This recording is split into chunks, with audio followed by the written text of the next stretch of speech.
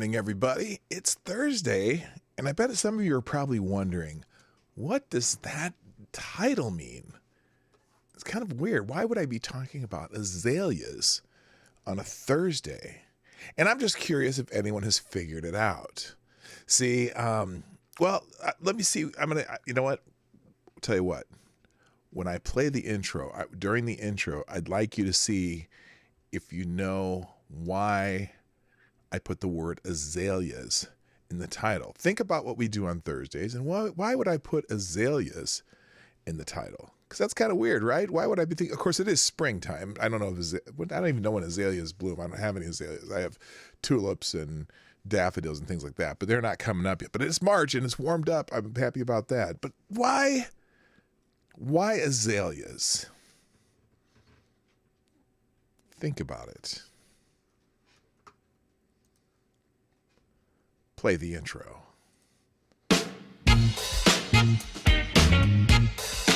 Ladies and gentlemen, coming to you live from the Lucky Dog studio in a hidden location somewhere in the upper Midwest of the United States of America, it's a brother making his own way, but with all the wrong opinions. Welcome to the Morning Night Live with your host, yours truly, PDawg Knight.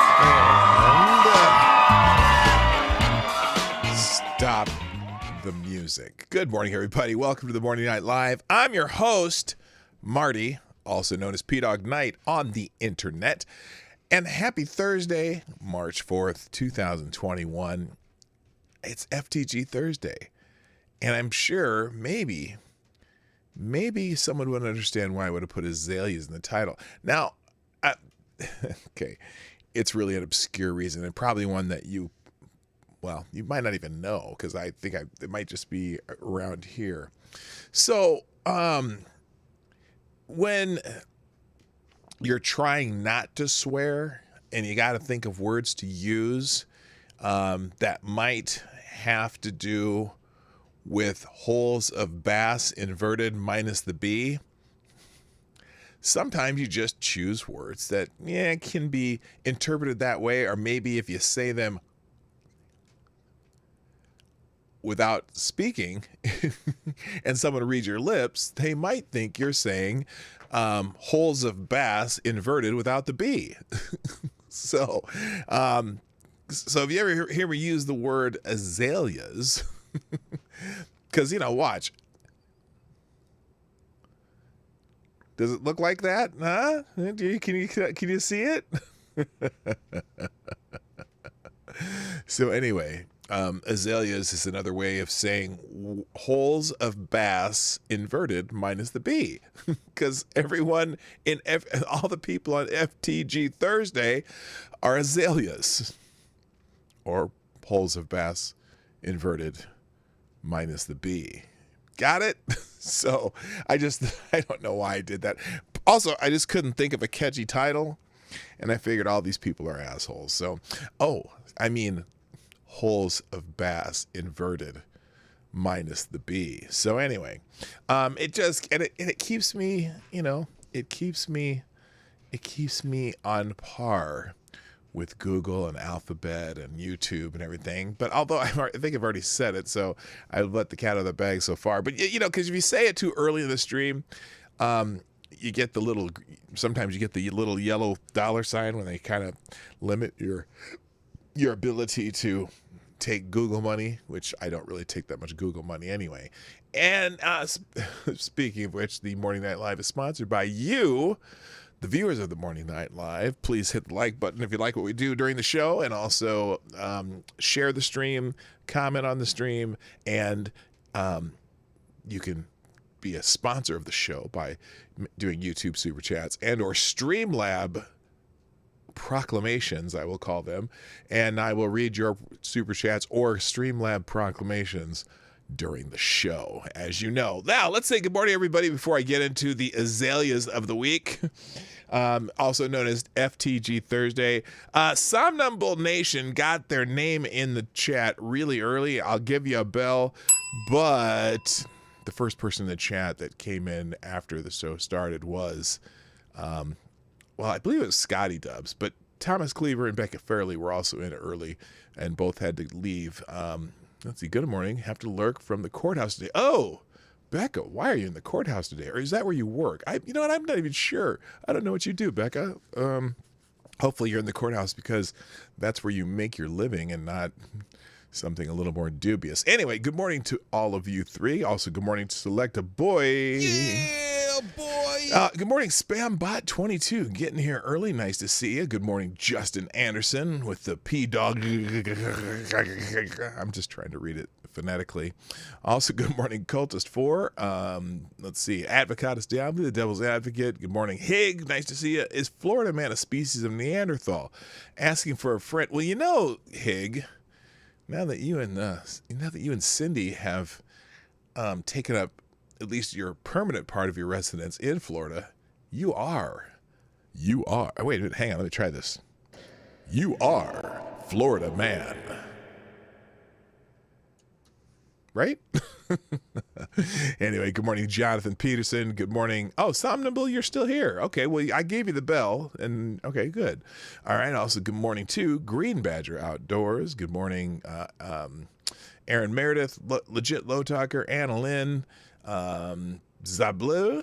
Good morning, my friend. Good morning, Terai Deos. Good morning, Sean DW. Good morning, who says, good morning, my fellow sea generates. Or Neanderthals. We'll talk about Neanderthals a little bit later. Apparently, some of us science deniers are Neanderthals. Also, good morning, Attack Alpaca, James PFP. Let's see. I'm scrolling down here. Good morning to. Am I running out of people? Or just y'all are talking a lot? That's good. Good morning, Duck Dog. Nice to see you in the chat. And then the chat jumped, of course. Just as I did that. There you are. There's Duck Dog. Okay. Thank you. First, oh, by the way, I did it. I did it again. I didn't hit that thing there. Anyway, thank you, Kyle. You are the new Streamlabs Superstar Donor of the Day. With the first sponsorship of the show with a deuce who says, hello, chat people. And P-Dawg. Well, hello to you too, Kyle. I appreciate the continual support and sponsorship of the Dawg Knight Channel. Thank you so much. Also, damn, got to go for docket call. I will be lurking, though. Oh, good gosh. That must be because you work at the courthouse. Okay, that's good. I think that's good. All right. Also, good morning, too. Cynical Lindsay, how you doing? Hammer time. Good morning, BG. How deep is your love? Is your love? How deep is your love? I really need to learn. Did I used to use a different song for you, BG? I could have sworn it was, how can you mend a broken heart? How can a loser never win? Okay, let's not do BG songs. I don't know why you're tearing up, though. Maybe it's my beautiful singing. Good morning also, to Judaphine. Hi, that's a name I haven't seen or haven't. I hope if you're coming back, if you're new, hit the, that subscribe thingy thing. Okay, what's going on with my YouTube here? I hope you guys aren't buffering here. YouTube is not receiving enough video to maintain smooth streaming. Such viewers experience buffering. Well, that's fake. Anyway, good morning, Judaphine. I hope if you're new, welcome to the show. If you've been here before, welcome back. Nice to see you. All right, let's get into it today because it is FTG Thursday and we have lots of azaleas to talk about. We have lots of azaleas to talk about. By the way, I do have my cup of reparations here. Not a BG-themed cup of reparations, but it is a cup of reparations, no matter what. Haven't had enough Coke this morning to listen to the Brothers Gibb. Yeah. Oh, you know what I saw the other day? And it was actually really good. It was I think, was it on Netflix or on Prime Video? On one of the two, there was a really good documentary on Studio 54 about the two guys that put it together, and just what a crazy place it was. And I didn't even realize. I was a very young kid when Studio 54 was a thing, And good morning, Sam, by the way. Oh, tragedy. Tragedy. Tragedy. That's the only thing I can remember of that song is tragedy, and everything else you have no idea what they're singing. So it was a great documentary on Studio 54, and Steve, whatever his name was, I didn't not being old enough to have anything to do with Studio 54 back in the day. Obviously, I was a very young kid, but you still heard about Studio 54 and what a legendary place it was, and how it was kind of the thing that brought part of the reason New York City kind of came back a little bit. Of course, then also the mayors who decided to finally crack down on all the drugs and crime that were in Times Square. But I didn't realize that the reason it closed was because they were embezzling basically all the money that was coming in, just storing cash and in the walls and things like that. It's just, what a crazy thing. And but it's just interesting seeing that era of music. That's, I guess, the BG thing got me thinking about that. Anyway, long train running and listen to the music, close second and third. I'm not familiar with listening to music. I'm familiar with long train running. The stuff they did when they were younger. The Bee Gees, what I'm talking about here. Before the Saturday Night Fever album, they had a lot of really good music before the Saturday Night Fever album, but then they kind of got, at least in my mind, they were pigeonholed as a disco group, not even realizing that all these songs that they had before that, even when they were little kids and they were doing variety shows back in Australia, they were really talented. I think only one of them, I think the last one died finally. I think Barry's the only one alive still. But interesting. Good morning, Jaeger Pony, my favorite Canadians in the house. Nice to see you. All right, let's get into the Azaleas, the Azaleas thing. Which, and if you haven't seen the thumbnail, here's what it looks. I didn't. Hang on a second here. Got to fix this real quick. If you're not familiar with what the Azaleas is, if you haven't seen the thumbnail, hang on a second here. Let me fix this real quick because I didn't do it before the show. I forgot to do a lot of things this morning. Anyway, so there's the thumbnail. Azaleas with Michael Moore. And Michael Moore will be our first Azalea of the day, the FTG thing. But I do have one story that I got to get to. Before I do that, I just realized I almost forgot it. Because Gunfox brought to my attention that HR1, there's Azaleas again. Gunfox brought it to my attention that HR1 passed yesterday.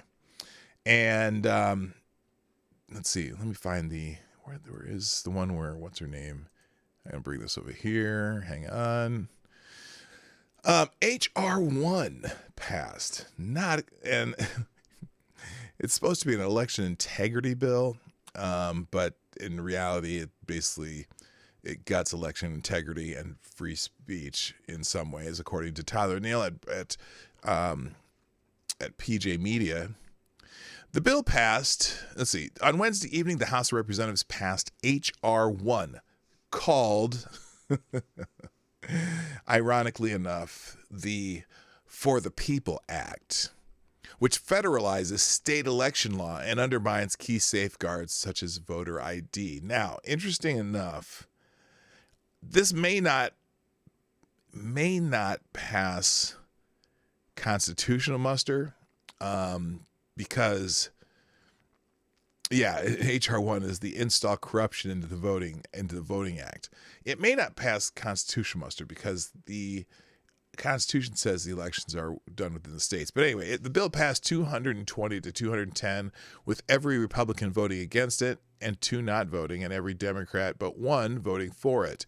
This kind of rank partisanship on an election bill should worry all of us Americans, and so should the specifics of what the bill does. And the reason I'm just going to read this because it summarizes it very well.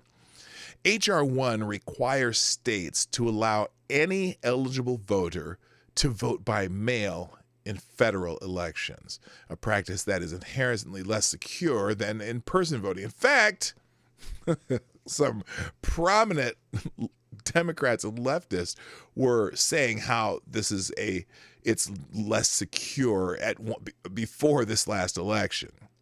The bill also requires state to allow any eligible voter to use ballot drop boxes of the kind that Facebook CEO Mark Zuckerberg's Center for Technology and Civic Life financed in the 2020 election, likely driving up turnout in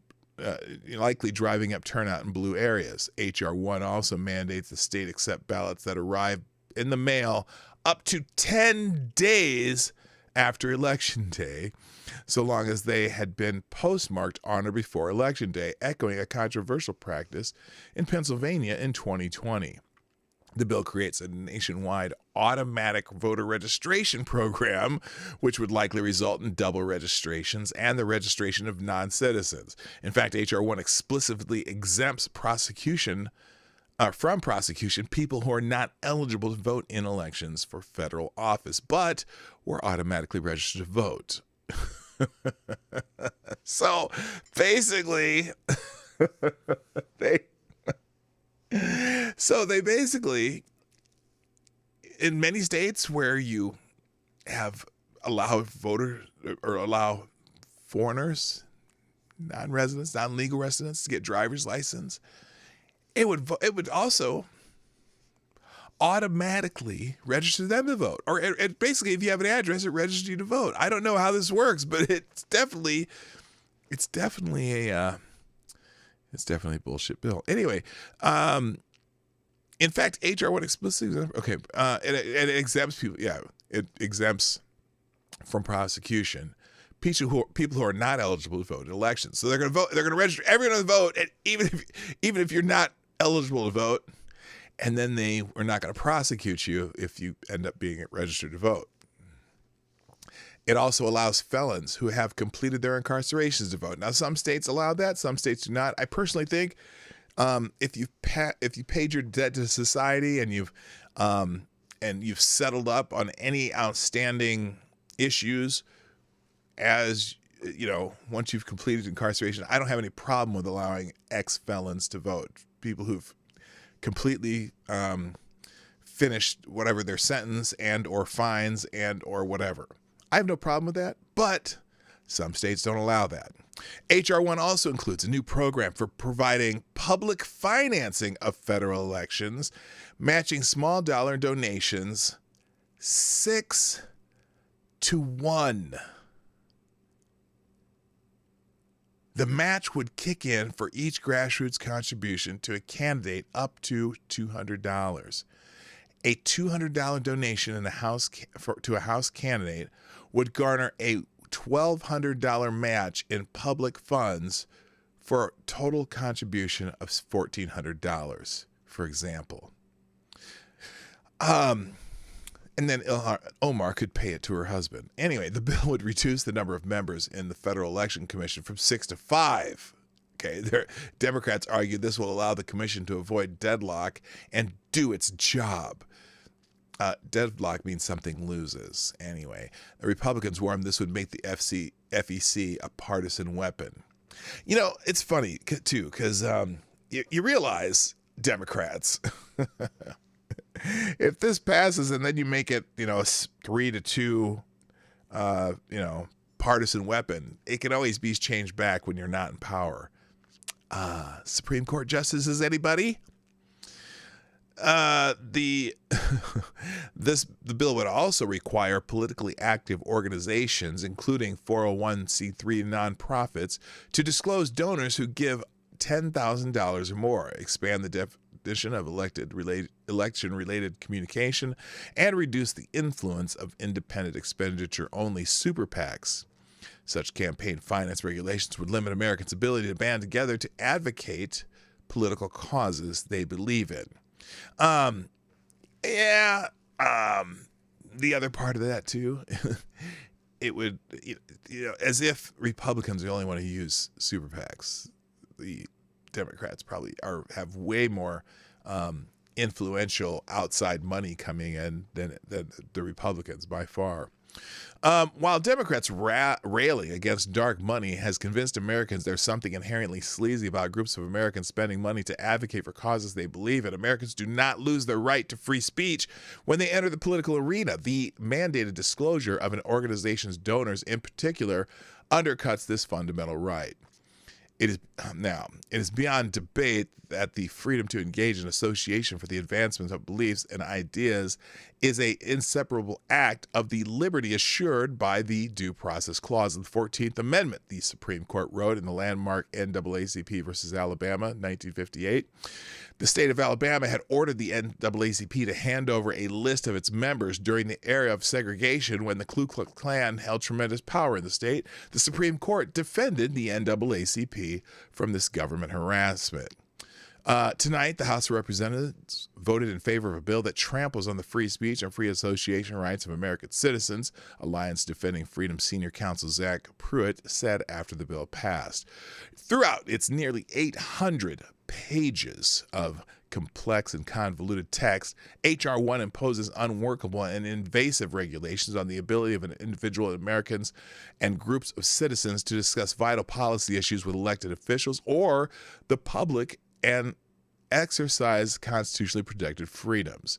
Pruitt explained, the bill intrudes upon the private financial decisions made by everyday citizens, subjecting them to harassment and intimidation simply for giving to causes they care about.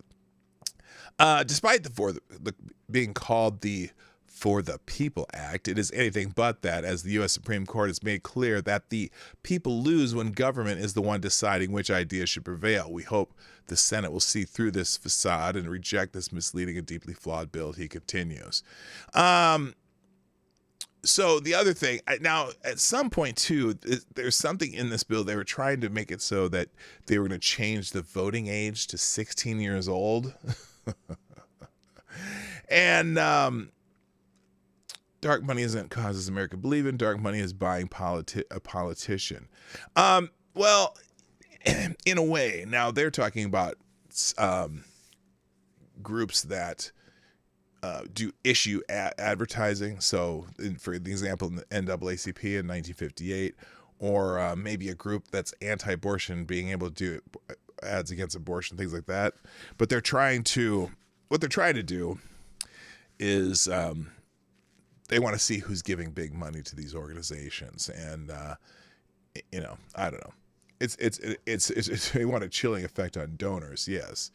All right. Now, anyway, so somebody, they were trying to lower the voting age to 16. I don't know if that's still in the bill or if that got removed, but here is Representative Presley on her amendment to lower the voting age to 16. I don't know if this even, I'm not 100% sure whether this part of it passed or not, though. I haven't read the entire bill. But here she is arguing that the voting age should be 16. Thank you, Mr. Speaker. I rise today in support of my amendment to H.R. 1, the For the People Act. H.R. 1 is bold, transformative legislation which fights voter suppression, promotes access to the ballot, cracks down on money in politics, and provides transparency to the American people. Passing this bill has never been more urgent. We must act to protect and preserve our democracy. My amendment gets to the heart of H.R. Our democracy. We must protect and preserve our democracy. Does anyone in Congress realize we're not a democracy? Does anybody? We're not a democracy. Damn it. Anyway, here she goes. 1, and recognizes the contributions that young people continue to make to our democracy. Not at all. By they don't lowering vote. the federal voting age from 18 to 16 years of age, my amendment would enfranchise young Americans to help shape and inform the policies that will set the course they're so for brilliant. our future.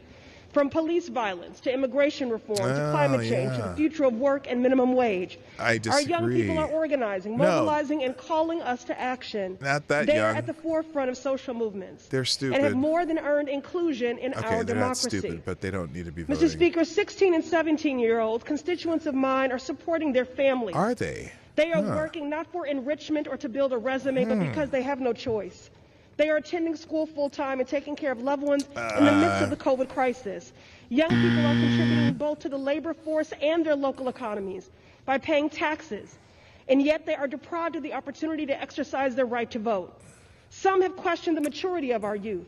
I don't. I do. 16 and 17-year-olds today possess wisdom and maturity defined by today's challenges, hardships, and opportunities. Do they? They deserve and demand a government that is accountable to them. Oh. A government that values their voices and understands the depth and breadth of their lived experience. Their lived They experience. are not a monolith, but they are nation builders, living through a global pandemic, confronting racial injustice, and rebuilding our democracy. Oh, wait, now is the time racial for us to meet the justice? moment and enfranchise 16 and 17-year-olds. Hell to the no. Okay, so just thinking about this. Lindsay, what did you say there? This is what happens when you remove civics from schools. Yeah, that is true. But now I do want to add something to that, because she was saying that the young people, yes, young people, they see, I think you should raise the voting age to 25. I don't even think 18-year-olds should be voting. But so Tom, what's his name? Tom something here. Tom Elliott. He's the CEO of Grabian News, and he brought up a point about 16 and 17-year-olds that I hadn't thought of. Young Americans hilariously explain why lowering the voting age from 16 to 16 is a terrible idea. Now this is updated. Here's one. These are some tweets by 16 and 17-year-olds why we should not raise the voting age. Or excuse me, why we should not lower the voting age to 16. This one says, when I was 16, my friends and I bought a live lobster, put it on a leash, and walked it around the neighborhood at 2 a.m. Well, there's a good reason. So this is back when Nancy Pelosi was mentioning, that 16 and 17-year-olds should be able to vote. And so Nancy Pelosi was kind of making that argument too. And in fact, here she is back in, this was in March of last year. Her thoughts on raising the voting age. Oh, hang on. It'll pop up here in a second. So here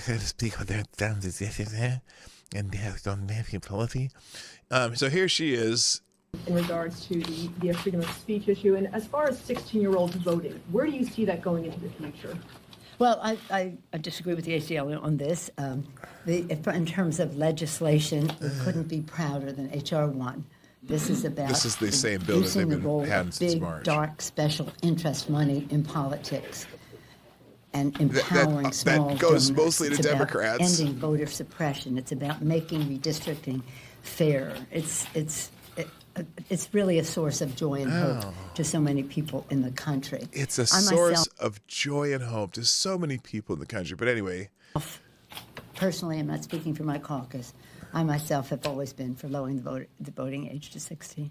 I think it's really important to capture kids when they're in high school, when they're interested when they're being indoctrinated, when they're learning about government, to be able to vote.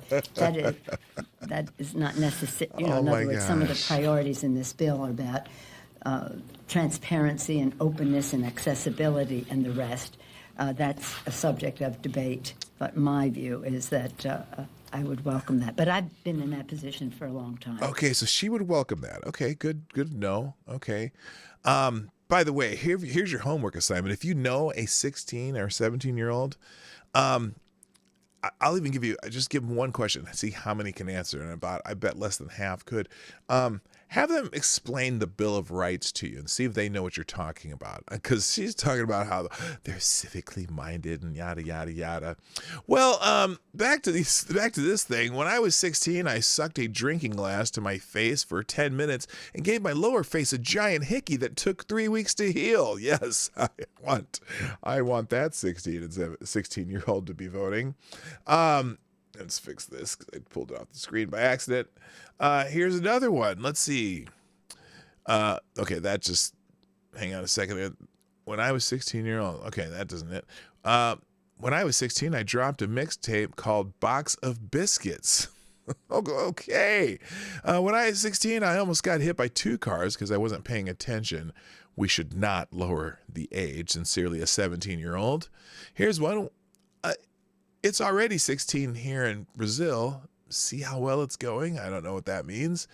When I was 16, I wore parachute pants. Hey, that reminds me. Hammer time. Okay, there you go with the parachute pants. Half the 16-year-olds I know can barely read. Yeah, nowadays, if they're in public schools in California. I'm trying not to say that too loud. I'm just going to sit here and sip my coffee. Let's see. Here, 16-year-olds should vote. Here's some 16-year-olds. Let's see. He's pouring gasoline around his shoes. And then let's see. Oh, and they're making a gasoline ramp down the. Looks like he's going to try to ride a skateboard down that. Oh, let's just pour the whole thing of gas. Oh, it's on fire. And this dude's going to. Oh, he set his pants on fire. Oh, no. That didn't. Okay, that's not working out so well. He stopped, dropped, and rolled. He didn't stop again. Stop, drop, and oh, he's getting his pants off. Okay, that's yeah. Let's have 16-year-old voters. Oh, you will say it out loud for me. Well, thank you, infamous one. By the way, good morning to you. Good morning, Michael Hatfield. James PFP, how you doing? And I'm sure some other people showed up here. Let's see. When I was 16, I got arrested for making dry ice bombs behind an elementary school. Cops found a videotape in my car of me and my friends putting those light-up reindeer on top of each other to simulate them screwing. So they did. Yeah, they took video of themselves doing some stupid shit. Here's one. When I was 16, I had to ask in the middle of my AP government class who John Boehner was, and got pulled over not even an hour later after getting my license. Perfect. I'm 15 and I think harassing Target employees is fun. You really want me to vote? I was still doing ding-dong ditching people at 16 years old. Perfect. By the way, can we get let's see. Let's get our first FTG of the day. To the Democrats Democrats in the House of Representatives. There's our first FTG of the day, just for passing this bullshit. When I was 16, my mom went out of town, and I had a party, and I tried making chicken noodle soup with vodka. 60-year-olds should vote.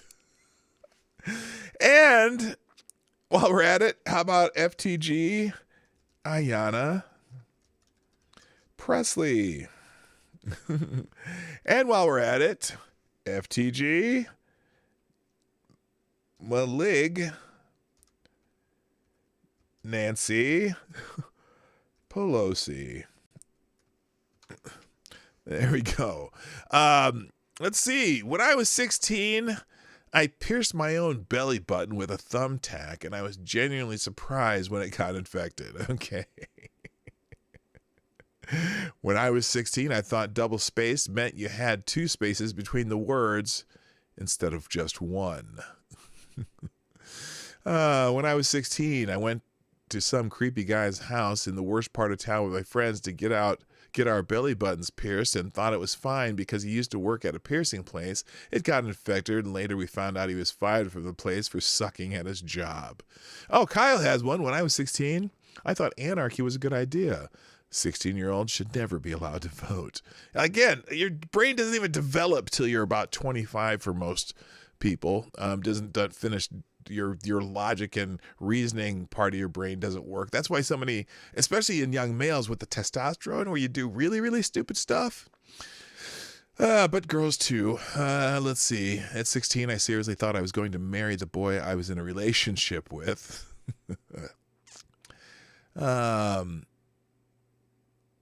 Let's see. I know everyone is retweeting this with their stories of when they were 16, but there isn't a chance in hell I'm doing the same. I survived. When I was 16, I piled 8 friends into my Honda Accord and drove us to a party where we got dog drunk and watched it eat a hammered kid's barf. Oh, got a dog drunk and watched it eat a hammered kid's barf. Yum. Hello, Mike Savage. Blarg. All right, I think you got the idea. There's a whole bunch more in here, but I'm going to just leave this. It'll be in the tabs of things where this will be in the links I have at the end of the show. In fact, every day when I do the show, we put the links to all the news stories and interesting things that we do. In fact, let me put it after the show here. And so if you want to find any of the stories, like for some other project you're doing or whatever, you can always come back, find it in the description. There's a tab there. Or if you're on Discord, I also post it with the daily show in the general section of the Discord for the show, the PDawgKnight Channel. Also, good morning, Moonbase Radio. Nice to see you. Good morning. Did I already say hi? Good morning, Lindsay. I'm not sure, but I'm going to say it again. You know me. Every once in a while, I just want to make sure I get everybody there. So if you like what we're doing so far, hit the like button. All right, let's move on because we have several FTGs. Our featured FTG today, though, is a gentleman who really needs no introduction. And he was part of the thumbnail today. Yes, Michael Moore. Michael Moore was really, really upset yesterday when that Governor Greg Abbott of Texas announced that they would be opening up the state and getting rid of the mask mandates and letting Texas businesses go back at their own discretion, but without any restrictions, to opening up their businesses again. And he didn't say that they had to open. He said they were removing the restrictions. And Michael Moore found that very, very, very troubling. And so Director Michael Moore decided that he's going to slam Texas for its decision to reopen the state and remove the mask mandate in a series of tweets Wednesday, writing that the Lone Star State no longer needs our precious vaccine. He wrote, "Texas, we hear you. You didn't want to be a part of our electrical grid. And now," let me just pause here for a second. Thank you, GunFox61 for sponsoring the show again this morning. And GunFox61, you are the new Streamlabs Superstar Donor of the Day. Thank you for being a sponsor today. Marty, sadly, we are watching the Dems steal the nation away with the help of big tech. Twitter and Facebook are removing all wrongthink and so-called fake news.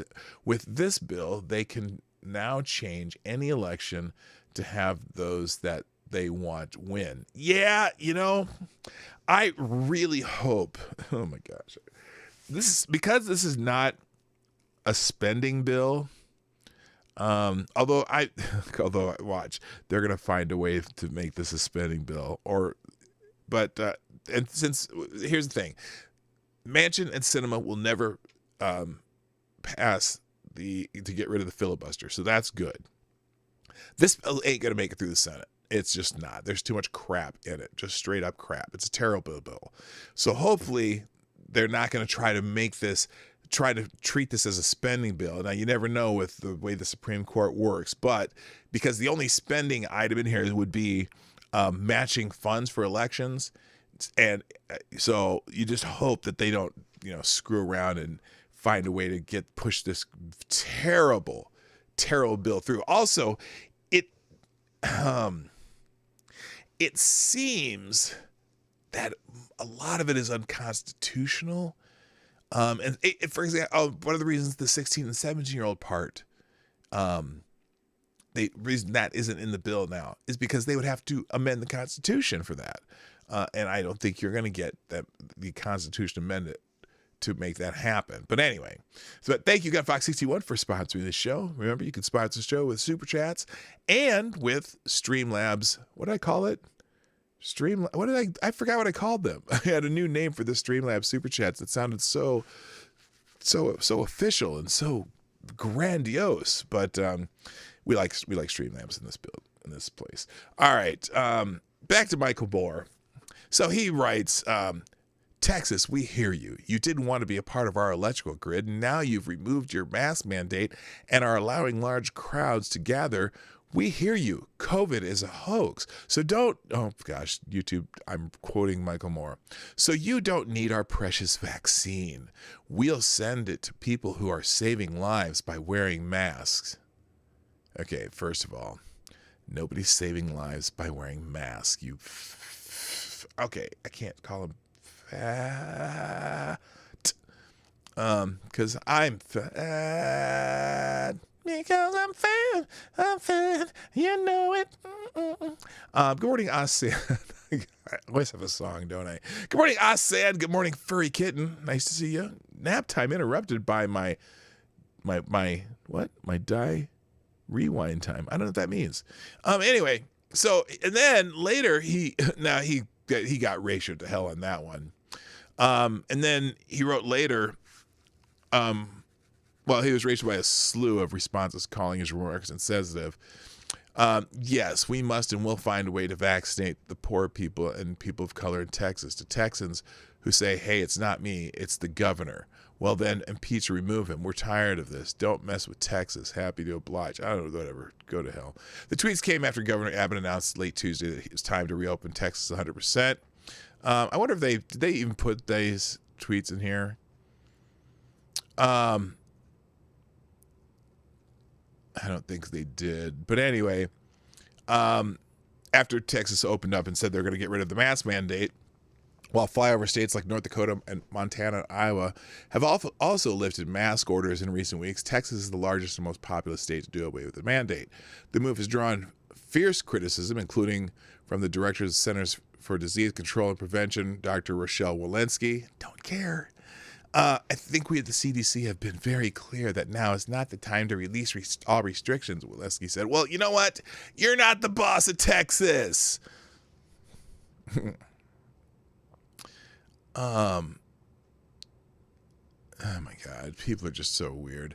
The next month or two is really pivotal with how this pandemic goes. As we scale up vaccinations, we really do need to decrease the amount of the virus that is circulating as we are trying to vaccinate the public. Now, first of all, the other part of this, I've been thinking about this because, you know, there hasn't been any real data that shows that the wearing of the masks is any better than not wearing the mask. I mean, I pretty much wear the mask because we have to here, not because I want to. But it seems as though, you know, as they've done just some basic data on people who have been, on cases and hospitalizations, the places with masks are just as bad as the places without them. And I thought to myself, you know, I don't know how the mask can really help you anyway, because the particle or the virus is, unless you're wearing a N95 mask every time, and nobody is, everyone's wearing some cloth or those stupid paper masks. It almost seems like if you're in a place that actually does have the virus, first of all, you're probably more worried about it getting in your eyes than in breathing it in, because, you know, your eyes are very accessible. Also, if the virus is smaller than the mesh of your mask, right? It pretty much isn't all mask and whatever. If you get that inside of your mask, there's no way to get it. It's harder to get it back out, right? So if you do breathe in, or if it does get around the sides of your mask, then it circulates inside your mask as you breathe out. How's that gonna stop you from actually, you know, interacting with the virus? I don't know. And I see so many people wearing masks wrong. They're always playing with their mask, or they got it under their nose. You know, it's just stupid. I live in Georgia, and whenever I meet people from up north who have moved here, I ask them why, and make sure to let them know they are not welcome here. Get the fuck out. Okay. Probably people. Let's see. I'd like to know how many of the Uber mask advocates are in protected income jobs, employment, or have considerable reserves. Probably not a whole lot of them. You know, the mask. Oh, I see what you're saying. Yeah, the mask people probably, the really mask whatever people are probably more secure in some ways. Why are all of Michael Moore's fellow Californians moving to Texas then? Well, Michael Moore lives in Michigan. he has a big old estate up in kind of northern Michigan where he lives most of the time. He has a home in California too, but his residency is Michigan. Anyway, Moore later noted, Houston is the first city in the country to record the presence of every new COVID-19 variant, which health officials have said arise from unfettered rampant community transmission and pose a risk to the vaccine rollout. Well, guess what? You know, if they're the first city to record the presence of every COVID-19 variant, they did it during a mask mandate. Dumbass. So obviously the masks aren't doing us any good in Houston, are they? Houston, we have a problem. The rest of it, he says, the rest of us must find a way to protect ourselves from the policies and politicians of Texas, Moore wrote. Yeah, go bite me, piece of shit. FTG Michael Moore. That's it. That's all I needed to do. FTG Michael Hael Moore. FTG. Don't, you jackass. All right, let's keep going here. Next. Oh, by the way, President Biden was not too happy about Texas either. And we have a video that explains, if you were in the chat earlier and weren't sure what we were talking about, here's Joe Biden's thoughts on how Texas is deciding to open up. Now, here's Joseph R. Biden. Come on, man.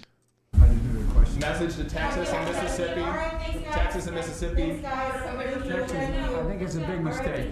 Look, I hope everybody's realized by now, these masks make a difference. We are do they on though? the cusp of being able to fundamentally Do they though?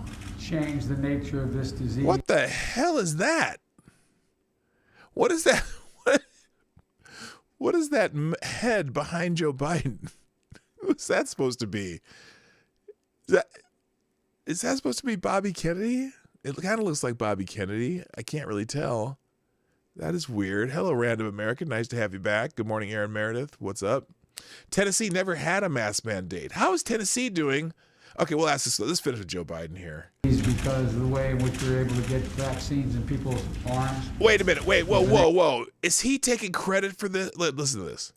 Change the nature of this disease because of the way in which we're able to get vaccines in people's arms. Okay, hold on.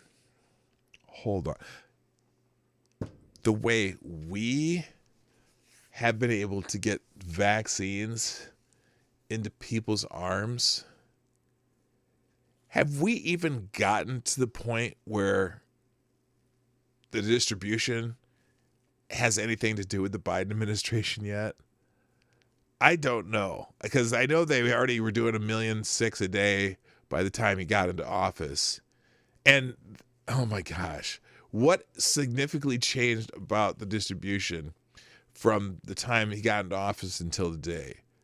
Because it seems like they're still doing about 1.5 million a day. And I know they got some more production. They got the Johnson & Johnson vaccine out, and so they're getting those distributed. But oh my God, whatever. Anyway, listen to this though. Here it is. We've been able to move that all the way up to the end of May to have enough for every American, to get every adult American to get a shot. Oh, have you, Al? And the last thing we need is the Neanderthal thinking. Oh, what's that? The last thing we need is what? And the last thing we need is the Neanderthal thinking that in the meantime everything's fine, take off your mask, forget it. It's still Neanderthal massive. thinking. I carry a card, but I don't have it. I put it on my desk. As of yesterday, we had lost 511,874 Americans. We're going to lose thousands more. This will not occur. We'll not have everybody vaccinated until sometime in the summer. We have the vaccine to do it.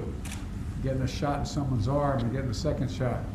Okay, all right, whatever. And it's critical.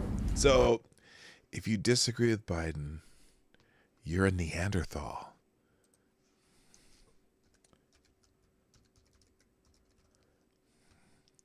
FTG, Joseph, Neanderthal, Biden. Yeah, he is. It's hard to hear him mumbling through that mask, isn't it? and he forgot his card.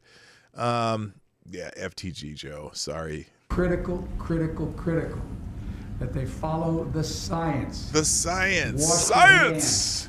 Hot She water, blinded me do with it science. Do, Wear do, a do. mask She and blinded stay me socially with distant. science. And I know you all know that. I wish the heck some of our elected officials knew it. So thank you very much. Well, so let's talk about that again, because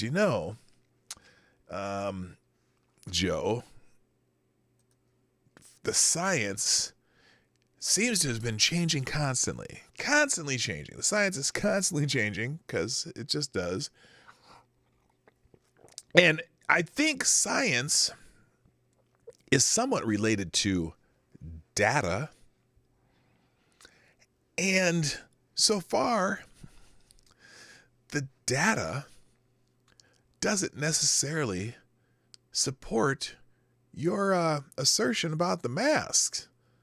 Now, if you live in a state where they mandate masks, wear your mask. If you live in a state that doesn't mandate masks, decide for yourself if you think that they will help and wear them accordingly or not wear them accordingly. But the idea that there's some vast science that is definitive on this subject, well, the data, which is often used in science, doesn't really seem to be supporting what the hell you're talking about there, Joe. So FTG Joe Biden. By the way, quick thing, let me say thank you, Somnambule Nation, whose new name on Twitter, now Somnambule Nation is correct, but the new name is Orgasmalicious Procrastination. Did I say that right? Orgasmalicious Procrastination. That's very creative. And also thank you, Willett Forge, Scribed Light, Tyler F., and Cynical Lindsay for tweeting out the show. And Becca Fairley, of course, for tweeting out the show this morning. I really appreciate that. Good morning, Gamer Valine. Joey B can kiss all of my ass. Better get started. It'll take a while. I've enjoyed COVID gym restrictions too much for too long. Well, I'm not going to discuss your ample ass. Thank you, Gamer Valine, for sharing that. Okay, let's see who else we got. We got a lot more today. Oh, by the way, I don't know if you knew this. This is kind of some breaking news yesterday. Kind of fascinating because it's one of those things where I go, what does this really mean? So, the U.S. Capitol Police apparently have obtained intelligence of a possible plot by a militia to breach the Capitol. How incredibly convenient. It's the perfect excuse to keep the National Guard there and further the fear campaign put forth by the Biden administration and the fake news media is what they have a side there, a subtitle.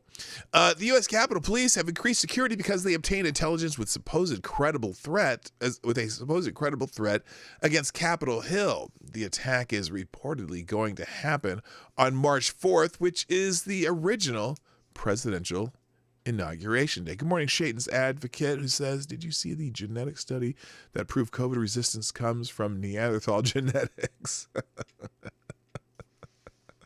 Okay, I did not see that. Thank you for sharing that, Shaitan's Advocate. Oh, that's hilarious. Did you retract that yourself, or did YouTube retract that? I am very curious. Shaitan's Advocate, if you retracted that yourself, put a 1 in your next post and put a 2 if it just magically disappeared. I'm curious. Urethra Spranklet, okay. That's a good one. Anyway, the attack. Okay, they said the attack was supposedly going to happen March. Yeah, there you go, Moonbase Radio. Exactly. The attack reportedly happened March 4th. From the press release, the United States Capitol Police Department is aware and prepared for any potential threats towards members of Congress or towards the Capitol complex. We have obtained intelligence that shows a possible plot to breach the Capitol by an unidentified, by an identified militia group on Thursday, March 4th. Really? They've identified the militia group? Actually, really? We have already made significant security upgrades to include establishing a physical structure and increasing manpower to ensure the protection of Congress, the public, and our police officers. Our department is working with local, state, and federal partners to stop any threats to the Capitol. We are taking the intelligence seriously. Due to the sensitive nature of this information, we cannot provide additional details at this time.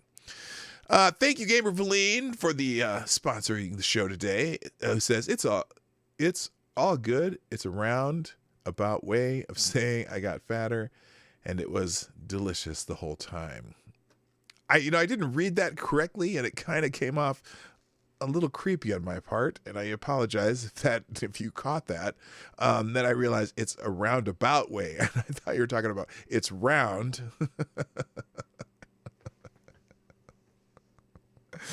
Oh, what's wrong with me? Anyway, thank you so much for sponsoring the show today, and I'm just gonna keep going here. Let's go. Let's see. Nothing has happened since January 6th. Nothing close has happened since January 6th. Nothing happened on Inauguration Day. The Capitol Police already said they did not have a timeline to remove the barbed wire fencing around Capitol Hill. Fox 5 saw an email saying the National Guard could stay in D.C. until the fall. Robert Salzless, something like that, who began performing the duties of Assistant Secretary of Defense for Homeland Defense and Global Security on January 20th, 2021, wrote the email stating, if it's not possible to sustain at the current level with National Guard personnel, we need to establish the number of National Guard personnel and out-of-state, D.C. National Guard and out-of-state, we can sustain for an extended period, at least through fall 2021, and understand additional options for providing Department of Defense support to include the use of reserve personnel as well as active component. Good Lord. I am not the only one who can see through this power grab. Someone here says, perfect excuse to keep the National Guard there and further the fear campaign put forth by the Biden administration and the fake news media. Here, nuts, Q-nuts on March 4th when nothing happens. Here's the thing. Oh, and by the way, the entire legislative branch today is out of session today because of this so-called threat.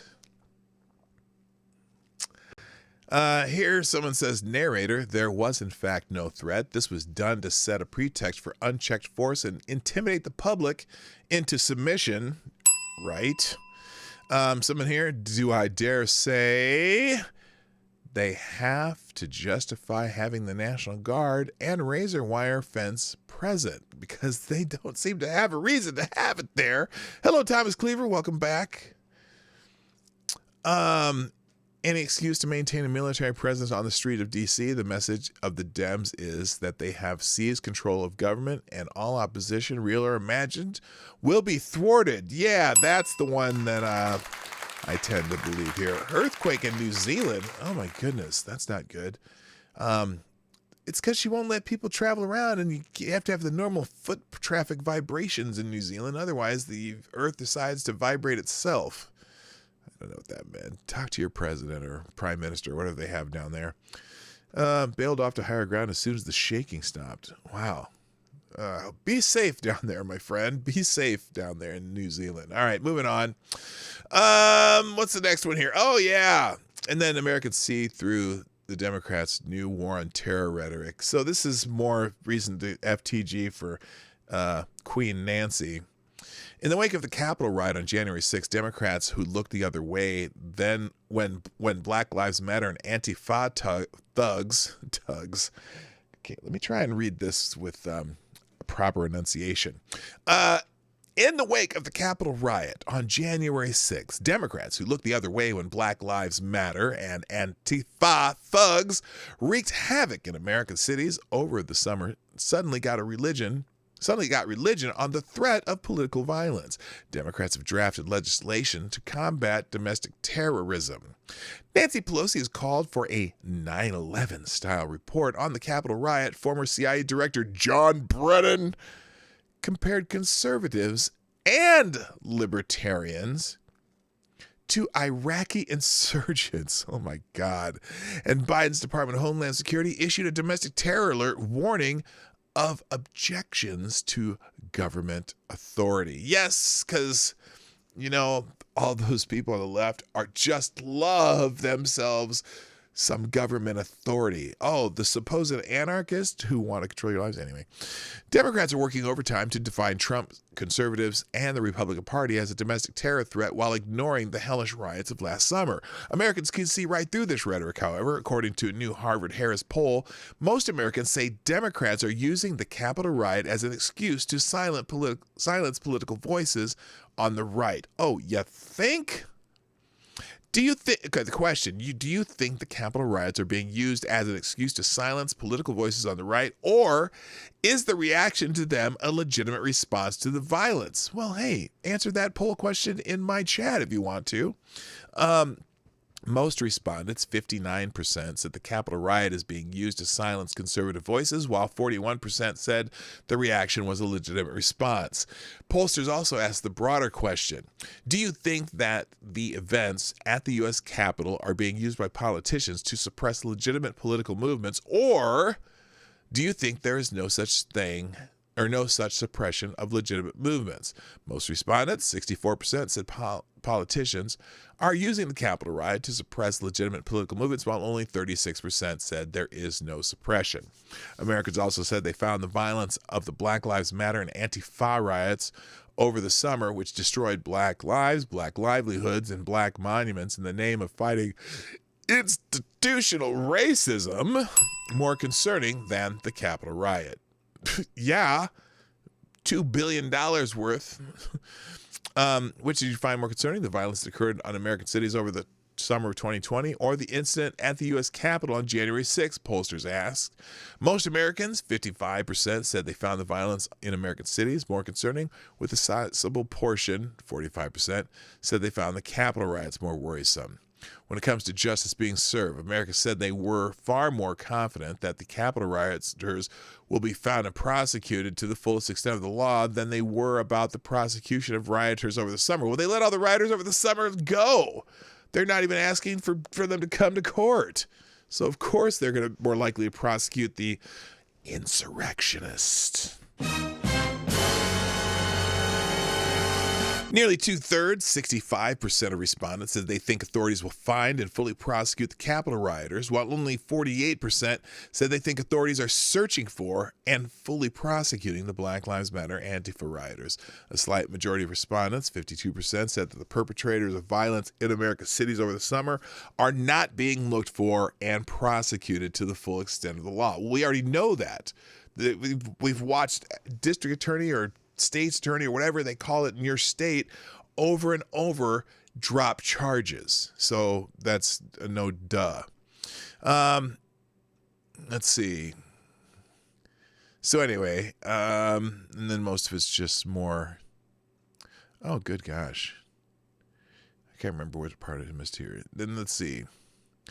One central part of the Democrats' rhetoric has apparently sunk in with Americans, however.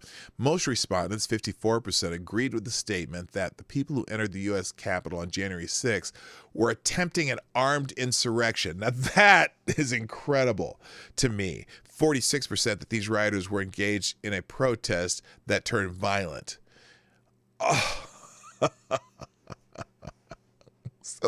So they've brainwashed you by saying the word insurrection so many times that now people believed it was an armed insurrection. I'm curious, of those 54%, when you ask them, okay, you believe it was an armed insurrection, what were they armed with? Would be the next question you would have to ask. That's not fantastic. What's fantastical? I don't know. It's incredible to me. Democrats have a trifecta in the federal government: the presidency, the majorities in the House and Senate. So they are likely to push their agenda on domestic terrorism despite America's skepticism. Democrat former Representative Tulsi Gabbard has vocally warned against leftists who are trying to undermine our constitutionally protected rights and turn our country into a police state with KGB-style surveillance. Okay, you can read the rest of her statement later. But anyway, that's kind of, there's no FTG in that one, but the idea that people think it was actually an armed insurrection. I have questions. I got questions for them. You can't have an insurrection without an erection. Freaking, I don't know about that. That'd be.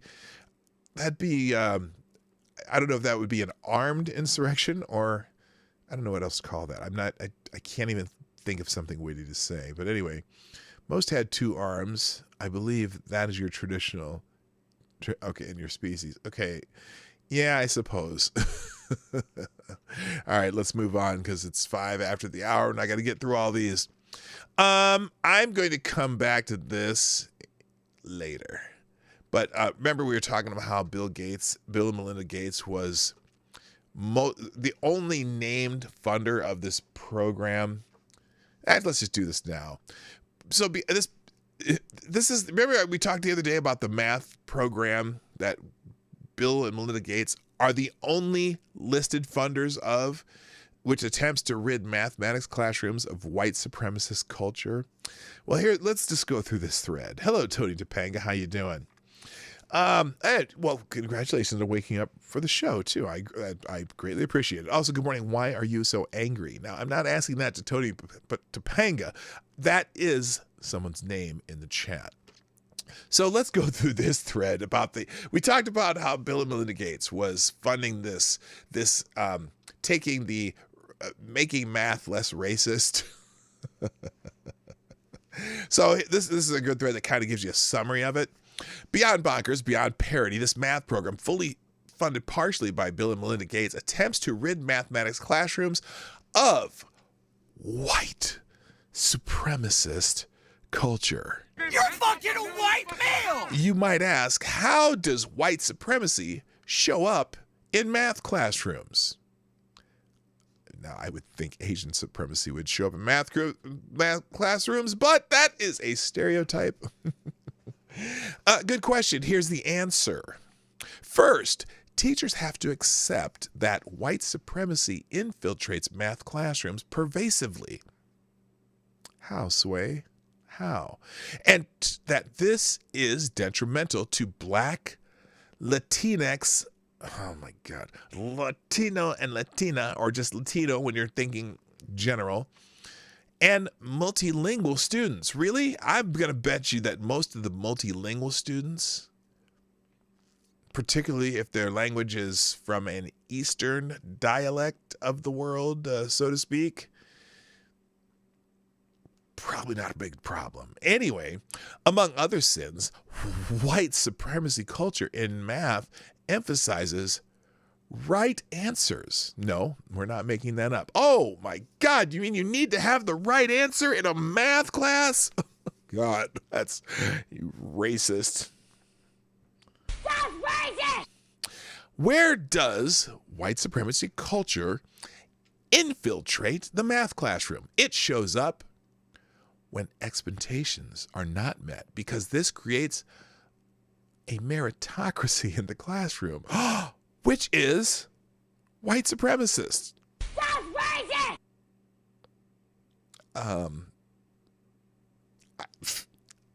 I'm just reading what it says here.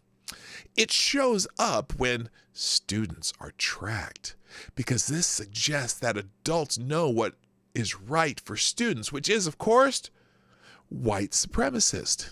That's racist! Oh, I got to read this one. Too often students are tracked based on the notion that adults know what the right thing is for them, which does not allow room for student agency, reinforcing paternalism and power hoarding. Following the same vein, leadership decides which teacher is right for which course without allowing input from the teacher, students, or parents. It's math. It's math. Math works in very non-subjective ways. It's just this and this plus this minus this and that plus this and that are going to come up with the same answer if everyone does it the right way. Jesus Christ. Oh, it's funny how Africans never bitched about math being racist. Look, my Nigerian family full of lawyers, doctors, and medical professionals and whatever, they don't have no problem with math. But I digress. Continuing, it shows up when state standards guide the classroom. It's math. Because although teachers should teach with standards in mind, it is also our duty as anti-racist educators to unpack how the standards uphold white supremacy culture. Standards are white supremacists. And you can read these a little more in depth. I'm not going to go through all of them, but you want to talk about some word salad. It shows up when superficial curriculum changes are offered to address culturally relevant pedagogy and practice. Teachers lazily change names from Bob or Steve to Jermaine and Jose, trying to be ethnically relevant, which of course is white supremacist. It shows up when U.S. teachers teach math the way they learned it, because the way that mathematics is taught in the United States needs to be interrogated because it currently centers Western, Eurocentric ways of processing and knowing information, which is white supremacists.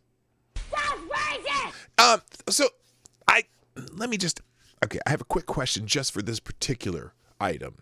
So it says it shows up when U.S. teachers teach math the way they learned it, because the way mathematics is taught in the United States needs to be interrogated because it currently centers Western, Eurocentric ways of processing and knowing information. My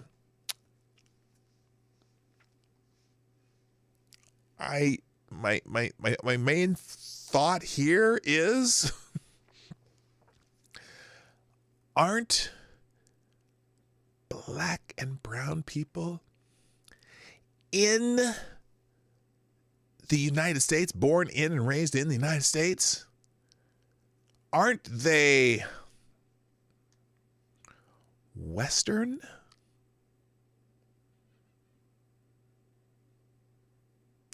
I might be able to understand if there was someone from another land that's not considered West. If it's someone from Asia or the islands of the Philippines or somewhere over there, somewhere that's not considered Western, but most of the kids you're teaching in the United States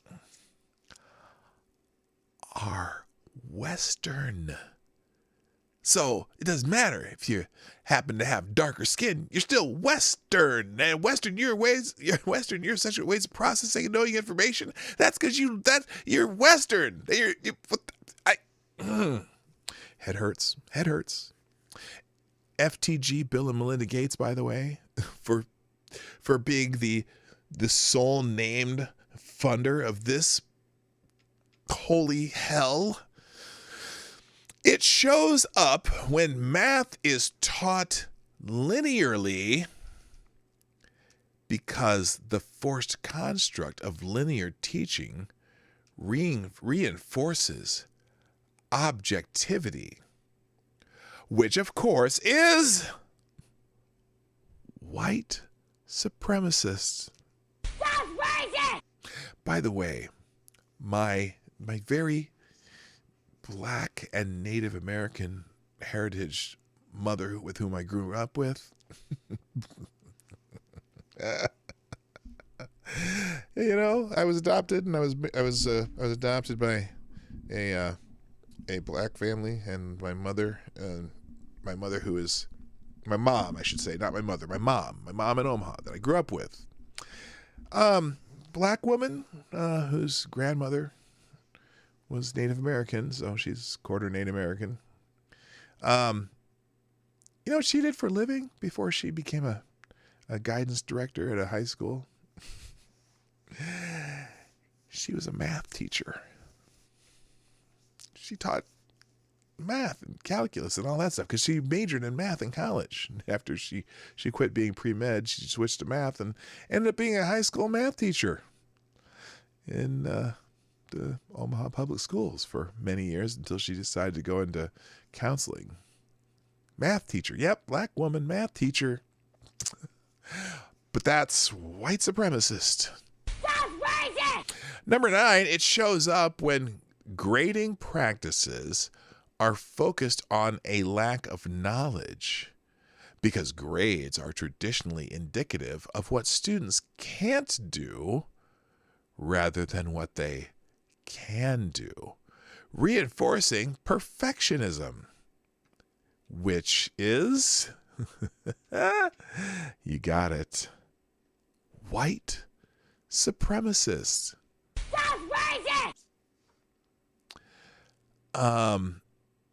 And this Bo Weingart says, can't believe this isn't a parody created by the most enthusiastic enemy of wokeism to make woke look cosmically stupid. But, he says, I've looked it up a number of times. It appears to be legitimate. If this isn't a cultural crisis, then I don't know what is. And there, here it is. I did not open the link before, but I'll have that link open for you. Here it is. Pathway to equitable math instruction. Equitable math instruction, meaning everyone gets it right. I might have to dig into this a little further, although it is 78 pages long. It has a plan even. Let me read the chapter names here. This is hilarious. Okay, first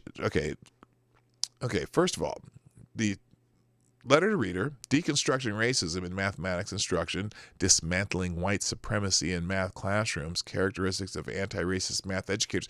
I'm sorry, it just isn't the, did we get an FTG for Bill Gates, by the way? I think we did. FTG Bill Gates for funding this bullshit.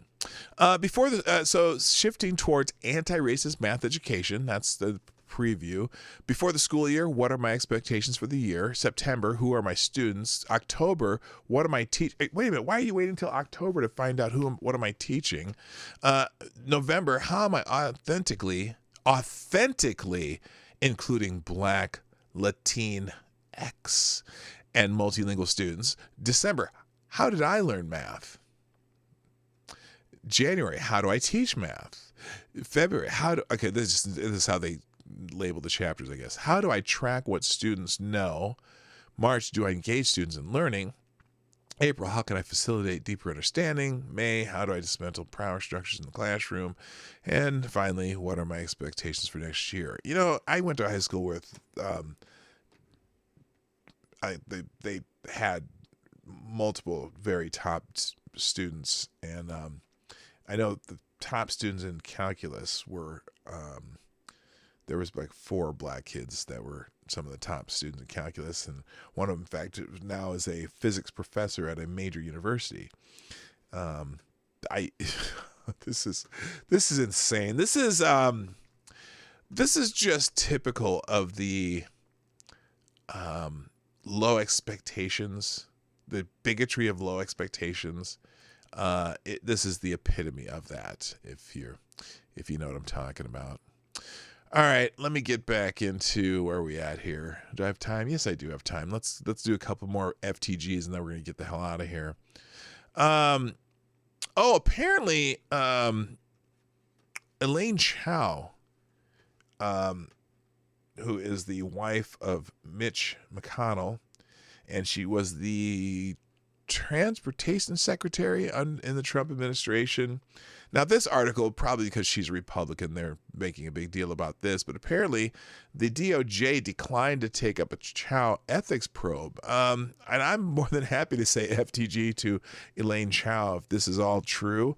The Department of Justice declined to take up an ethics probe into former Transportation Secretary Elaine Chao, according to a watchdog report released Wednesday by House committee leaders. House Oversight and Reform Committee Chairwoman Carol Maloney from New York and Transportation Committee Chairman Peter DeFazio released a report from the Department of Transportation Office of the Inspector General regarding a 2019 ethics investigation into whether Chow used her former position to help her and her family. Lawmakers requested the probe into Chow, who is married to Senate Minority Leader Mitch McConnell, in 2019 after media reports raised questions about how she used her position. The OIG referred its findings to the U.S. Attorney's Office for the District of Columbia, which declined to open a criminal investigation. The Justice Department's Public Integrity Section also declined to open an investigation. DeFazio said in a statement he was disappointed that the OIG didn't finish the investigation while Chow was in office, and that DOJ declined to take up the investigation. Public servants, especially those responsible for leading tens of thousands of other public servants, must know that they serve the public and not their family's private commercial interests, she said. Now, here's the meat of the problem. Among the ethical concerns, the report says that Chow told her staff to contact the Department of Homeland Security about the status of a work permit application submitted by a foreign student studying at a U.S. university. The student was a recipient of Chow Family Philanthropy. The report also found that Chow included family members and personal events in her planned trip to China in 2017, which included stops to locations that received support from her family business. The trip was canceled in November 2017, but the report revealed that the trip raised ethics concerns. Wow, I can't believe it. When she's on a trip to China for whatever she was doing, department business, that she may have scheduled some side trips in her free time. Oh, the horror. In fact, I'm looking at you, Elaine Chow.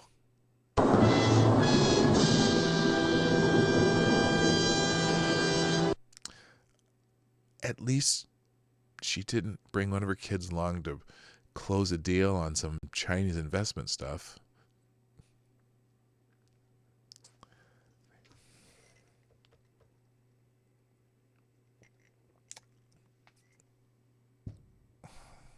Just saying. The report further found that Chow provided the Department of Public Affairs and media support. Provided the Department of Public Affairs and media support to her father and used agency resources for tasks that appeared to be personal in nature. Chow resigned on January 11th, days after a mob of then-President Trump supporters stormed the U.S. Capitol. Now, why is this in here? The way they add this, like nobody has ever... Good God. This is in the middle of this. Chow resigned on January 11th, days after a mob of then-President Trump supporters stormed the U.S. Capitol seeking to force Congress to halt the certification of President Biden's Electoral College victory. What does that have to do with this article? The details of that. What does that have to do with this article? Nothing.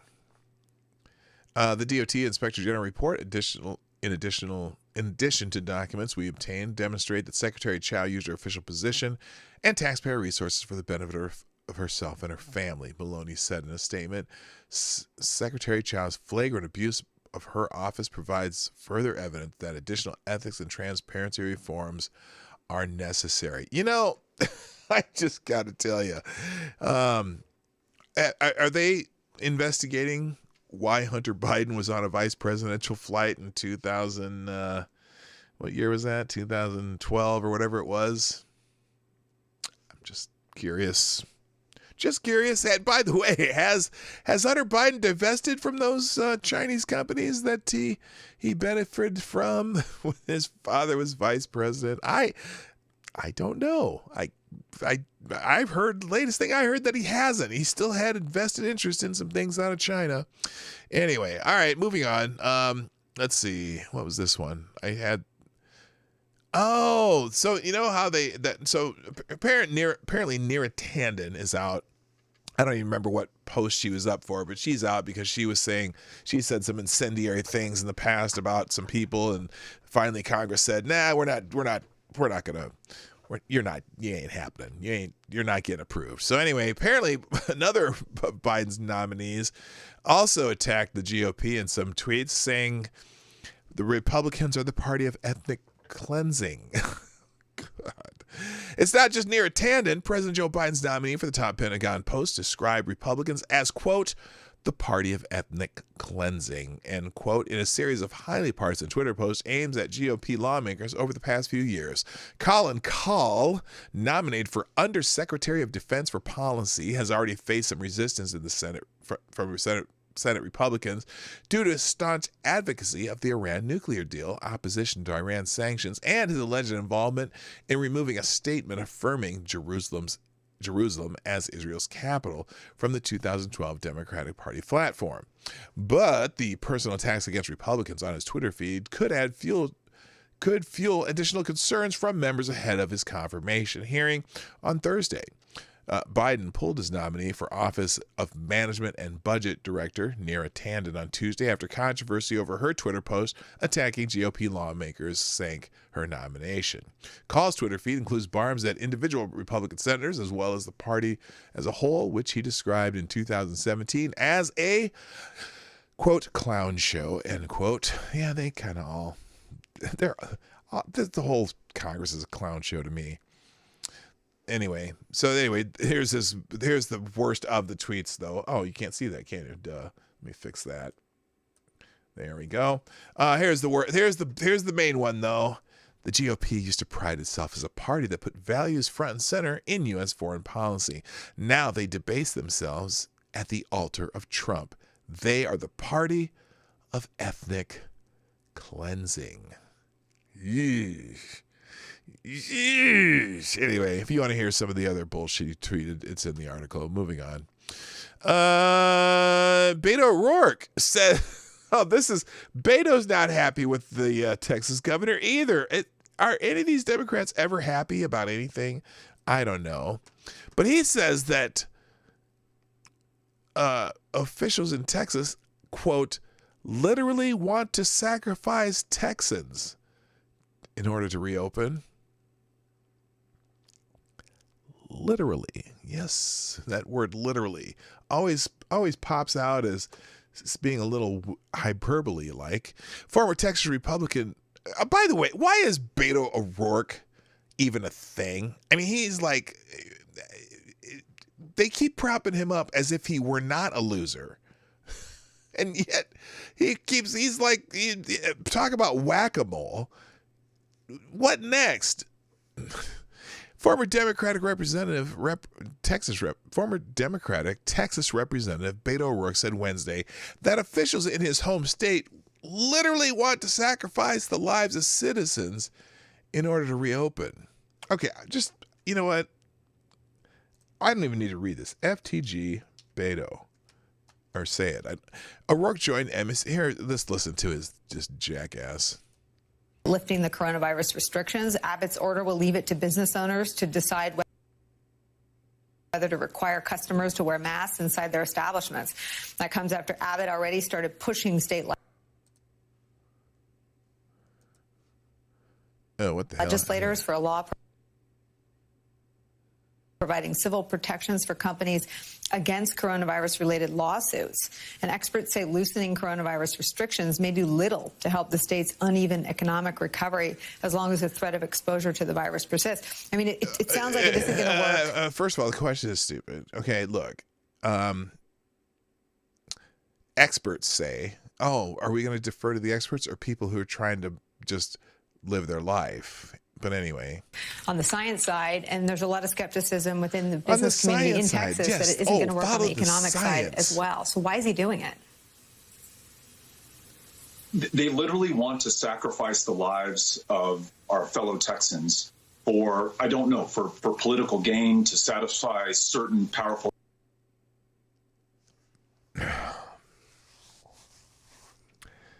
They literally want to sacrifice the lives of our fellow Texans.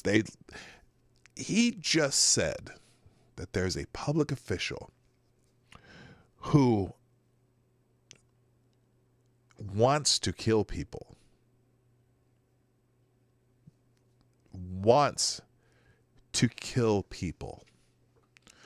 for special interests.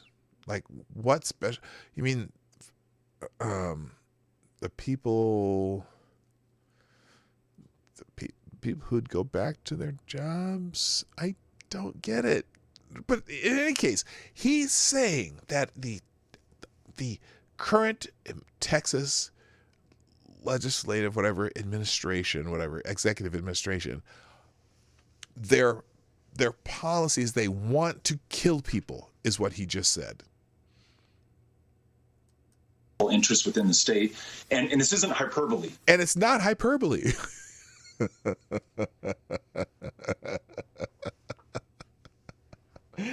And this isn't hyperbole, he says. What a jackass. You heard our lieutenant governor, arguably one of the most powerful positions in the state of Texas, say on Fox News at the beginning of the pandemic, we are willing to die. Old people are willing to sacrifice their lives in order for the economy to reopen. It won't just be any. Okay. At the beginning of the pandemic, when was that, Beto? When did he say that? Was that last year sometime? Like at the very beginning, before anybody was really shutting down their economies? Oh my God. Older Texans, however, who will die. We know disproportionately black and brown Texans. Oh, make sure you get your intersectional bona fides in there, Beto. Francis. Beto. Get your intersectional bona fides in there, Francis. Our former governor, Rick Perry, say, we will take blackouts that resulted in the death of an 11-year-old boy who froze to death in his bed in the trailer where... What does... No. That has nothing to do with the lockdowns. Natural disaster happens. Yes, people died because of the natural disaster. That... Oh, my God. Never mind. I can't do it. Just FTG Beto. It's in the tab if you want to listen to the rest of it. Fine, moving on. Nancy Pelosi. Oh, yeah, this is... So... If you weren't aware, there's still National Guard people in the nation's capital. Have we really reached the point where National Guard soldiers in their third month of protecting the capital are poisoned with rotten food, worms, and metal shaving, and no one cares? Yeah, did you hear about this? So they had a little issue with the food that they were feeding the National Guard there. The contempt shown to these soldiers by the Washington, D.C. masters is sickening as the rancid slop they've been served. Barstool Sports last week was the first to publish a stomach-churning photos of raw chicken and beef, moldy bread rolls, and rotten fruit, along with first-hand complaints from anonymous soldiers. At least 50 soldiers were struck ill with gastrointestinal complaints after eating the meals, and several required hospital treatment. I mean, this is how bad the food they were. And FTG, whoever's feeding these people, at least it's not as if the troops are in hardship posting like Afghanistan, where's the respect? It was bad enough when they were thrown out of the Capitol into a freezing garage in January. These soldiers have left jobs and families to protect the lawmakers in the nation's capital, however politicized that duty is. Do any lawmakers care about them? Sure, a few members of Congress have huffed and puffed, but no one will explain why they are still there, guarding the Capitol, walled off by razor wire, other than as human props in a narrative concocted by House Speaker Nancy Pelosi and the Democrats to introduce their political opponents. That is the very same Pelosi who slimed federal law enforcement as, quote, stormtroopers, end quote, last July when they tried to get control of Portland, Oregon, and who vilified then Attorney General Bill Barr as a blob and a henchman who should be answering for what he did at Lafayette Square, a disgrace. Yes, the violent BLM Antifa riots at Lafayette Square outside the White House in late May were a disgrace. More than 50 Secret Service officers were injured when they were pelted with bricks, rocks, and Molotov cocktails and bottles of urine. And they also tried to burn the church. But it's just, okay, I'm not going to read the rest of this, but yeah, just the way they're treating those troops that they have there, the National Guardmen, is a disgrace. A while back, we talked about Chris Harrison, who has decided he has planned to return to The Bachelor. But there was one little blurb in this particular article that caught my eye. Listen to this. Chris Harrison isn't going down without a fight. The embattled Bachelor host appeared on Good Morning America on Thursday to say his leave from the show doesn't necessarily mean a permanent exit. Now, if you can't remember this one, apparently Harrison was in an interview, and they have this black woman on The Bachelor, the current or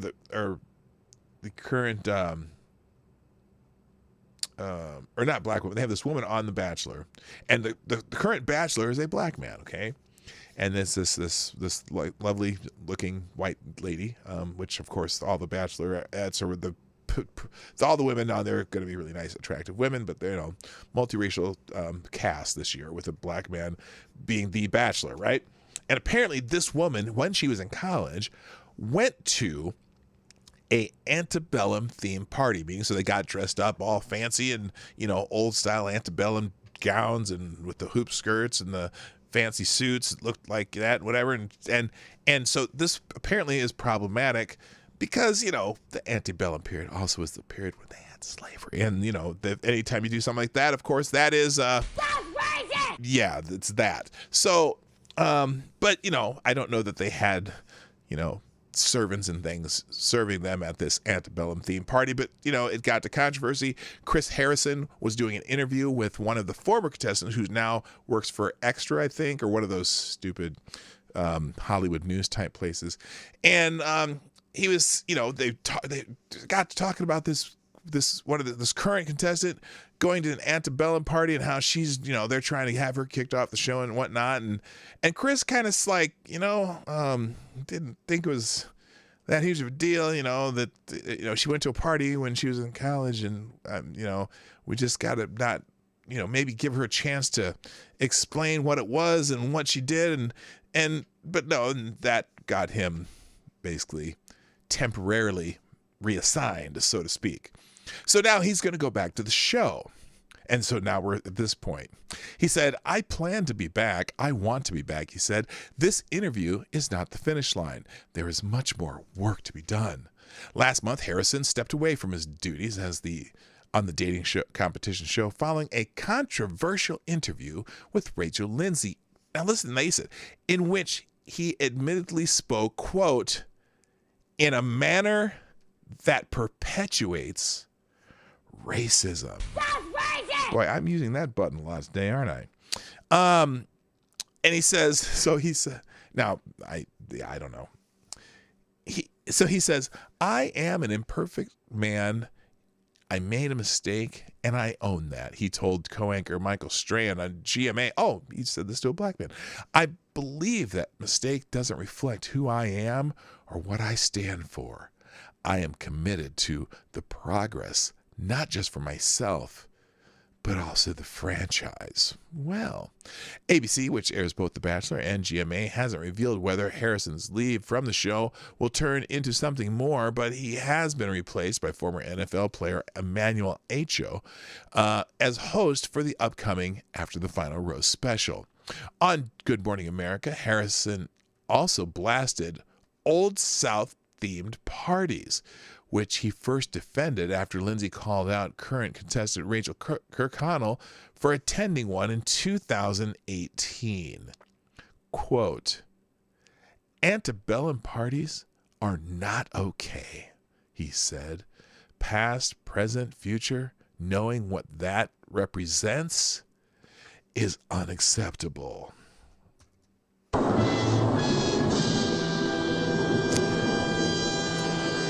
Harrison made it clear that he is not a victim, and he said he is committed to making changes for himself and the ABC franchise going forward. I made a mistake, and I own that, he said. Racism, oppression, these are big dynamic problems, and they take serious work, and I'm committed to that work. This is the part where I cringe even more and almost fell off my chair. Harrison also said that he's been working with race educator Dr. Eric Dyson, who has taught him the idea of counsel, not cancel. As a result, Harrison said he's taken full accountability for his actions and is learning from the black community by listening.